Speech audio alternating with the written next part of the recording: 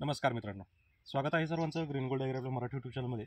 तर मित्रांनो, बऱ्याच शेतकऱ्यांनी हे विचारलं आहे की भाजी जी आहे आपली ही मार्केटमध्ये गेल्यानंतर ती विक्री होईपर्यंत ताजी राहावी, याच्यासाठी काय करायचं किंवा काय करायला पाहिजे. आता इथं तुम्ही पाहताय, तर इथं आपण मेथी आणि कोथिंबीर या दोन्हीही भाजीपाल्यावर पाण्याचा कुठेही वापर केलेला नाही आहे. मग तरीसुद्धा हा भाजीपाला हिरवा कसा राहतोय. तर आपल्याकडं पहा, इथं एक कापड आहे बेडशीट टाईप, याला फक्त आपण ओलं केलं आहे. याच्यामध्ये मेथी आणि कोथिंबीरीच्या जुड्या बांधल्यात आणि त्याला इथं ओल्या फडक्यानं झाकून ठेवलं आहे. याच्यावर पाणी कसलंही वापरलेलं नाही आहे. कारण होतं काय की आपण मुळात शेतकरी आहेत आणि आपल्याला असं व्हायला नको की आपल्याकडूनच माल त्याच्यावर पाणी शिंपडणं किंवा याच्या गोष्टीमुळं तो मार्केटमध्ये जावा आणि लोकांनी तो सडलेला माल खावा.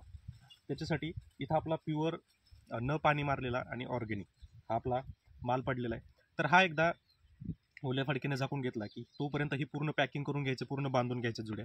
हे बांधून झाल्याच्या नंतर करणार काय, तर फक्त ह्या जुड्या आपल्याला काढायच्यात. एक पोतं घ्यायचं आहे, ओलं पोतं, जसं की आपण कांद्याला टाईप वापरतो पण त्याच्यापेक्षा जाड. जे पहिलं आपलं जुन्या सरकी पिंडीला जे पोतं यायचं ते पोतं आपल्याला पाहिजे. ते पूर्ण ओलं करून घ्यायचं.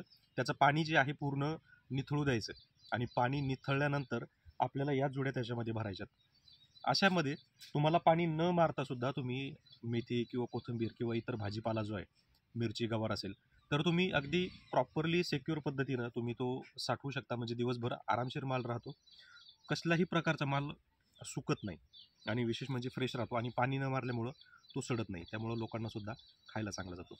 तर मित्रांनो, माहिती जर आवडली असेल तर व्हिडिओला लाईक करा, चॅनलला सबस्क्राईब करा आणि व्हिडिओला शेअर करायला विसरू नका.